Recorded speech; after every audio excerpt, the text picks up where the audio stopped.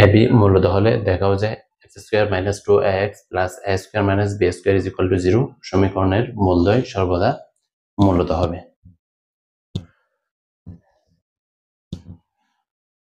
আমরা এটা সমাধান করি। দেওয়া আছে আমাদের x square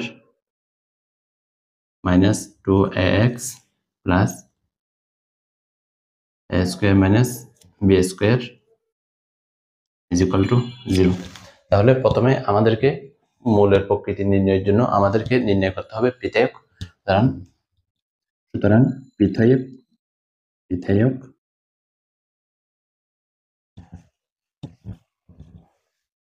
is equal to b square minus 4ac। এখানে b এর মান কত? x স্কয়ার সহগ 1, তাহলে এটা হচ্ছে a, c হচ্ছে এটা, b এর মান হচ্ছে -2a, -2a হচ্ছে আমাদের b এর মান, তাহলে এখানে লিখে দিই -2a। এর মান x স্কয়ার সহগ c এর মান কত?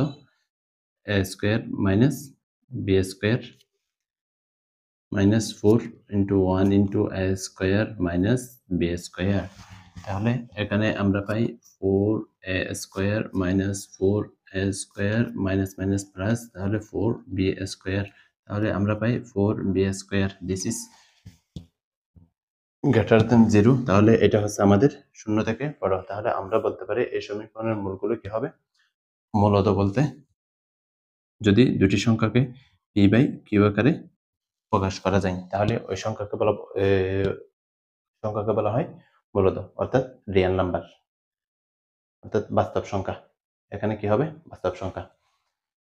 সেজন্য এখানে p এবং q সমান হতে পারে যদি সমান হয়, আর যদি আবার এখানে সমান নাও হতে পারে। অর্থাৎ মূলত বলতে আমরা এখানে কি বুঝবো? মূলত বলতে এখানে রিয়েল নাম্বার বাস্তব এবং অসমান হলে তাহলে পৃথকের মান কি হবে? 0 থেকে যদি বড় হয় তাহলে আমরা বলতে পারবো মূলগুলো বাস্তব এবং অসমান হবে, অর্থাৎ মূলত হবে।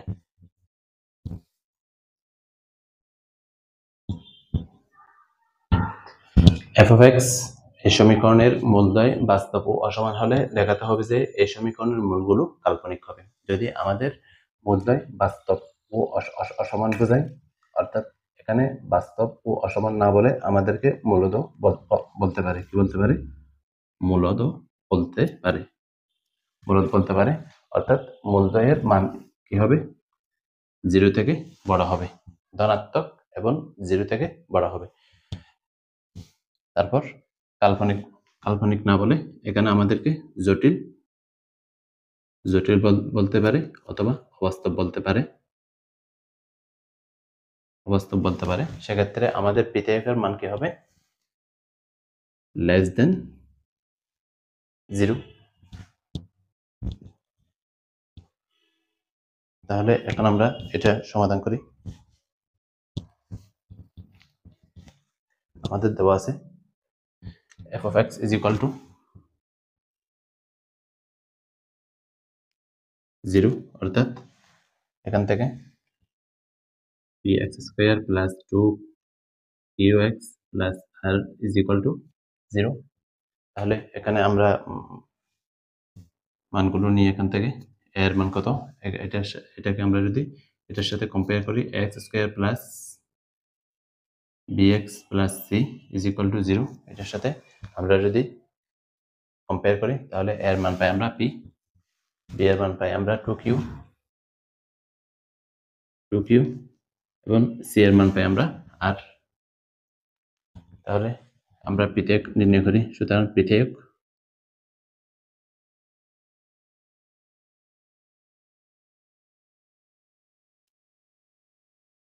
পৃথক b square minus 4ac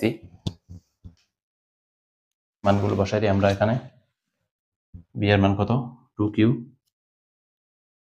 whole square minus 4, এর মান কত? p, আর c এর মান r।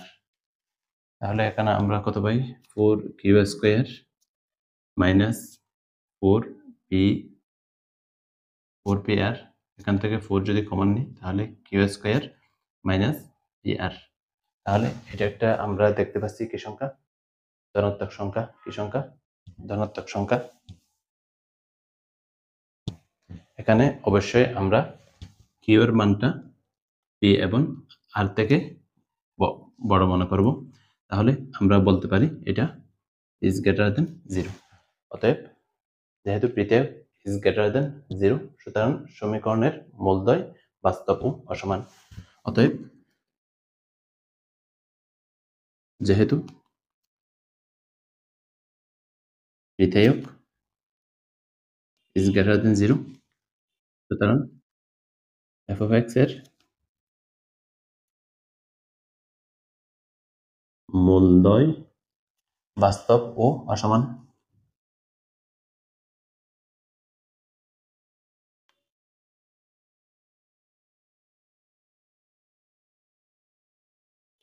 এখন আমরা এটার ক্ষেত্রে দেখব যে মূলগুলো কাল্পনিক কিনা, এটা আমরা একটু দেখি।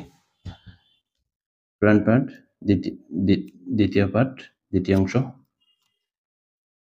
g of x is equal to 0, অর্থাৎ এটার মান কত দেওয়া আছে, x square plus p plus r x plus p square r square plus 2q square is equal to 0। তাহলে এটাকে আমরা এটার সাথে যদি কম্পেয়ার করি, তাহলে আমরা মানগুলো কত পাই, এর মান পাই আমরা 1, বি এর মান পাই p প্লাস আর, সি এর মান পাই এটা।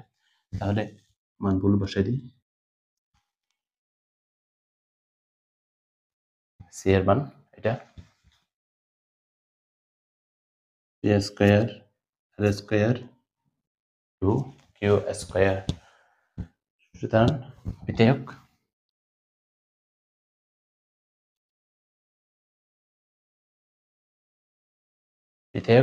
is equal to b square minus 4ac, b square minus 4ac।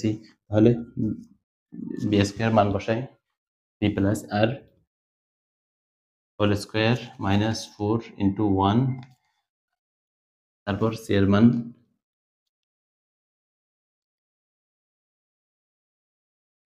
মানগুলো বসাই দিলাম। তারপর এটা আমরা ক্যালকুলেশন করি, a plus b whole square সূত্র অ্যাপ্লাই করি।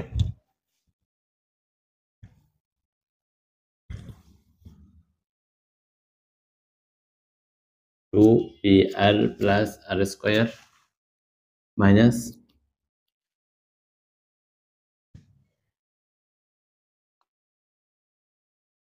P square minus r square minus 8q square. এখান থেকে আমরা যদি ক্যালকুলেশন করি,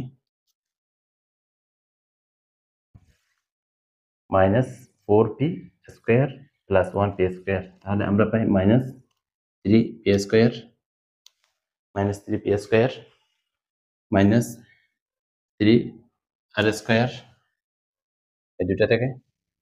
তারপর plus 2pr minus 8q square, 8q square. এখান থেকে আমরা মাইনাস 1 কমন নেব। এখান থেকে আমরা যদি মাইনাস 1 কমন নিই, তাহলে এখানে পাই 3p square plus 3r square plus 2 minus 2pr plus 8q square. সামগ্রিকভাবে আমরা দেখতে পাচ্ছি এটা একটা কি নেগেটিভ টার্ম বা নেগেটিভ এক্সপ্রেশন বলতে পারি, তাহলে ঋণাত্মক রাশি। তাহলে এটার মানটা অবশ্যই কি হবে, 0 থেকে 0 হবে, যেহেতু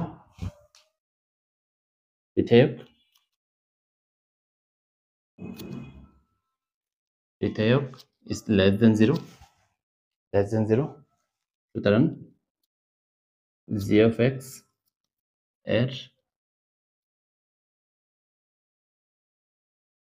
মূলদ্বয় কি হবে, কাল্পনিক হবে, কাল্পনিক।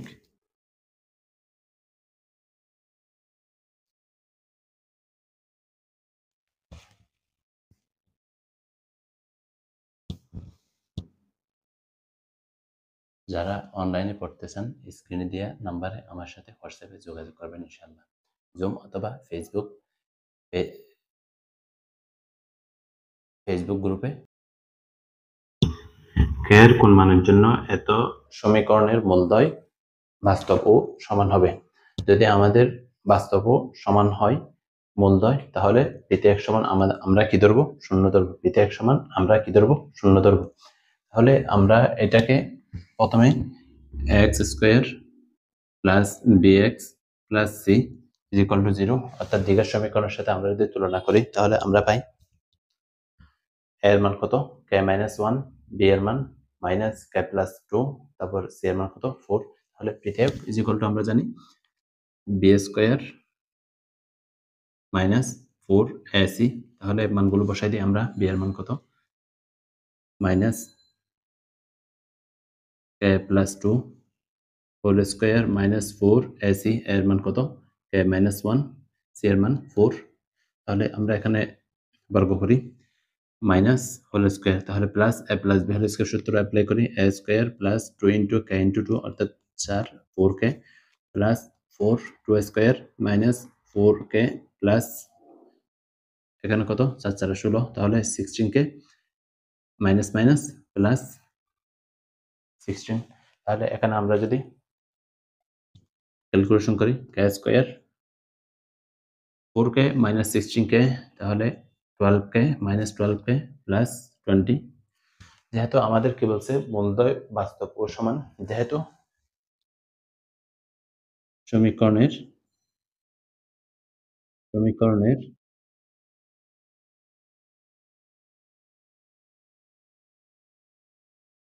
মূলদ্বয় বাস্তব ও সমান, সুতরাং আমাদের কি হবে?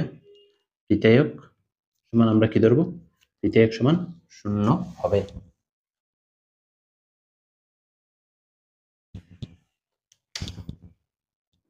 তাহলে আমরা পিতে1 সমান এটা পেয়েছি, এটা বসাই দিই। K square minus 12k plus 20 is equal to 0। এখন আমরা মিডল টার্ম ফ্যাক্টর করবো। 10 দুগুণ 20, এটাকে লিখতে পারি কে স্কোয়ার মাইনাস 10 দুগুণ 20 10k minus 2k plus 20 is equal to 0। Common নিলাম এখান থেকে, তাহলে কে মাইনাস 10 মাইনাস 2 কমন নিলাম, কে মাইনাস 10 ইজ ইকুয়াল টু 0। তাহলে এখানে আমরা কত পাই? কে এর মান একটা পাই, কে মাইনাস 10 যদি আমরা এখান থেকে কমন নিই, আরেকটা কে মাইনাস 2 ইজ ইকুয়াল টু 0। তাহলে এটা সমান 0, এটা সমান 0।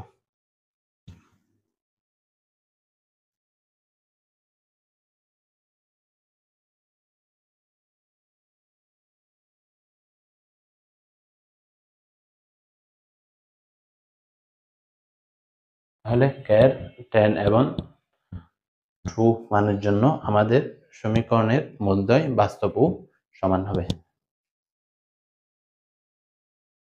এর কোন মানের জন্য রাশিটি একটি পূর্ণবর্গ রাশি হবে, অর্থাৎ এটা একটা পূর্ণবর্গ রাশি হবে।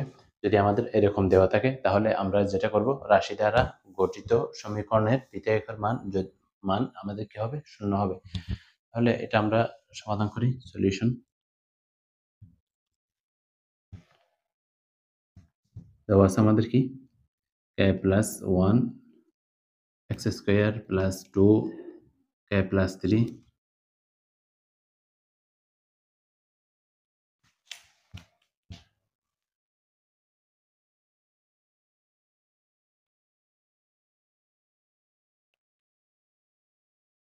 পূর্ণবর্গ রাশি হবে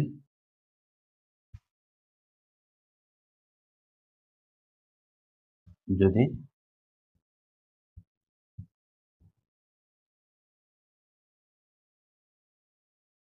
রাশি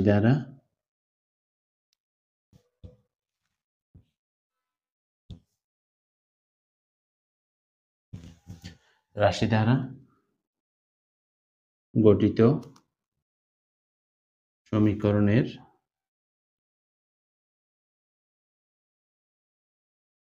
পিতে1 মান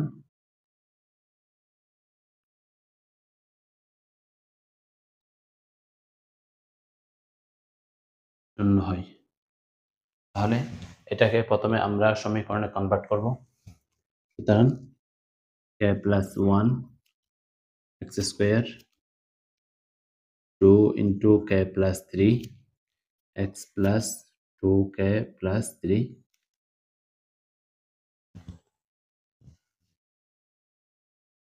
তৃতীয়ের মান 0 হবে, তার মানে এত এর মূলদ্বয় কি হবে, সমান হবে। এত এর মূলদ্বয় বাস্তব এবং সমান হবে। সুতরাং তৃতীয়ক সমান কি হবে, 0। তাহলে এখান থেকে আমরা মান বসাই। তৃতীয়ক সমান আমরা কি জানি, b square minus 4ac is equal to 0। এখান থেকে মান বসাই, এর মান কত হবে, b c, এটাকে দ্বিঘাত সমীকরণের সাথে তুলনা করলে a সমান k plus 1, k plus 1, b সমান 2 into k plus 3, k plus 3, c সমান 2k plus 3, 2k plus 3। তাহলে আমরা এখানে এই মানগুলো বসাই দিই। b এর মান 2 into k plus 3 whole square minus 4 ac, এর মান k plus 1, c এর মান 2k plus 3 is equal to 0, 4 k square plus 6k plus 9, অর্থাৎ এখানে a plus b whole square সূত্র অ্যাপ্লাই করলাম ভিতরে। এখানে পাই আমরা 4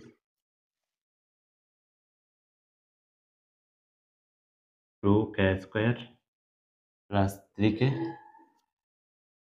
plus 2k plus 3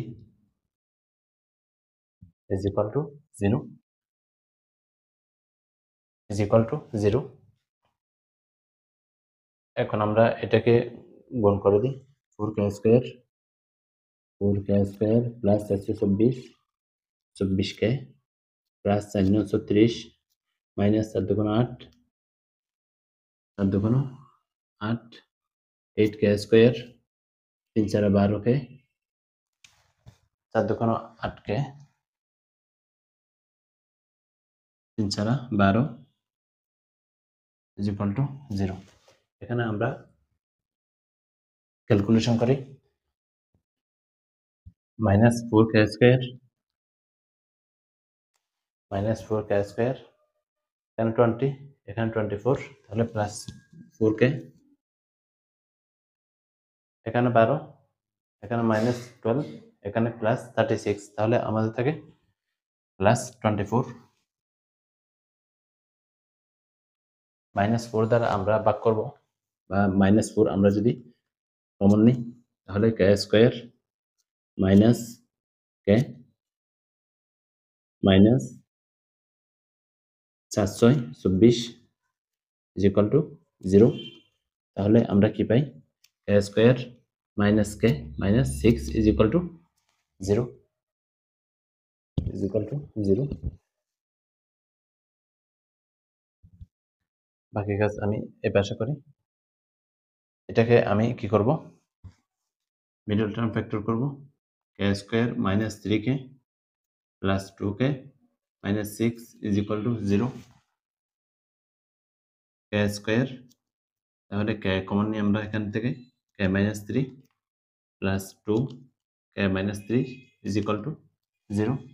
তাহলে আমরা এখানে কি পাই, k মাইনাস 3 আমরা যদি লসা কমন নিই k plus 2 is equal to 0। তাহলে এখান থেকে k minus 3 is equal to 0 অথবা k plus 2 is equal to 0। সুতরাং k এর মান আমরা একটা 2 পেলাম, আরেকটা পেলাম, আরেকটা কত পাই, k is equal two -2, k is equal two -2। সুতরাং k এর কয়টা মান পেলাম, একটা -2 আর একটা 3। আশা করি বুঝতে পেরেছেন। যারা অনলাইনে পড়তেছেন স্ক্রিনে দেওয়া নাম্বারে আমার সাথে হোয়াটসঅ্যাপে যোগাযোগ করবেন, ইনশাল্লাহ জুম বা ফেসবুক সিক্রেটের গ্রুপের মাধ্যমে আপনাদেরকে পড়ানো হবে। কে এর কোন মানের জন্য সমীকরণটির মূলদ্বয় পরস্পর উল্টা হবে। যদি আমাদেরকে এরকম দেওয়া থাকে, অর্থাৎ এখানে মূলদ্বয় পরস্পর উল্টা বলতে এখানে মূলদ্বয় পরস্পর কি হবে, সমান হবে। মূলদ্বয় পরস্পর কি হবে, সমান হবে। ধরি সমীকরণের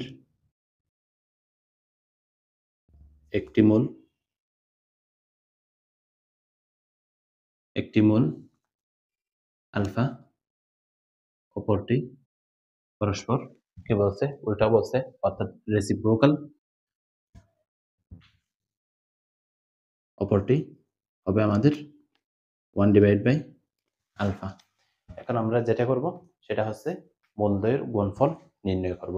যদি আমরা মূলদ্বয়ের গুণফল নির্ণয় করি তাহলে এটা আর এটার গুণফল কত হবে, 1 হবে, অর্থাৎ এটা আর এটা কি হবে, সমান হয়ে যাবে। তার আগে আমরা এখান থেকে এটা লিখে নিই, k² - 3 x² plus 3kx plus 3k plus 1 is equal to 0। সুতরাং মূলদ্বয়ের গুণফল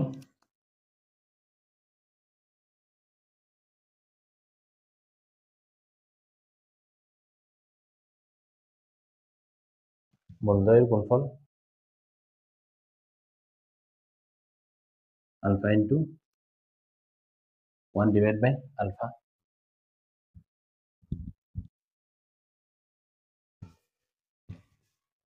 এটা সমান আমরা কি পাই তাহলে, 1 পাই। এখানে প্রথমে এটা হবে, অর্থাৎ গুণফলটা এখানে কিরকম হবে, c/a।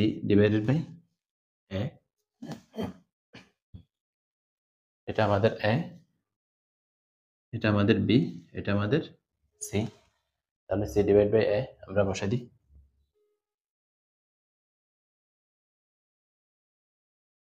c এর মান কত, 3k প্লাস 1 ডিভাইডেড বাই এর মান কত, k² - 3 k² - 3 is equal two 1। তাহলে এখন আমরা আরো গুণন করি, 3k প্লাস 1 k² - 3 পক্ষান্তর করি, k² - 3k -3 -1 is equal to 0। k² - 3k -4 is equal to 0। k²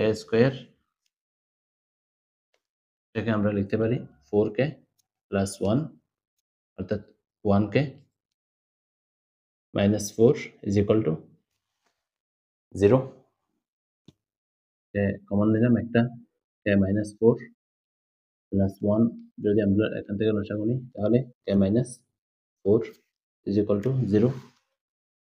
k -4 আমরা কমন নিই তাহলে k plus 1 is equal to 0। বাকি কাজ এই পাশে করি,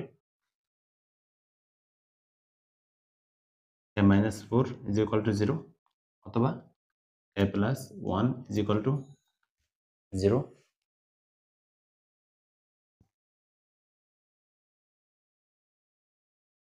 k ইজ ইকুয়াল টু 4, এখানে পাই k ইজ ইকুয়াল টু -1।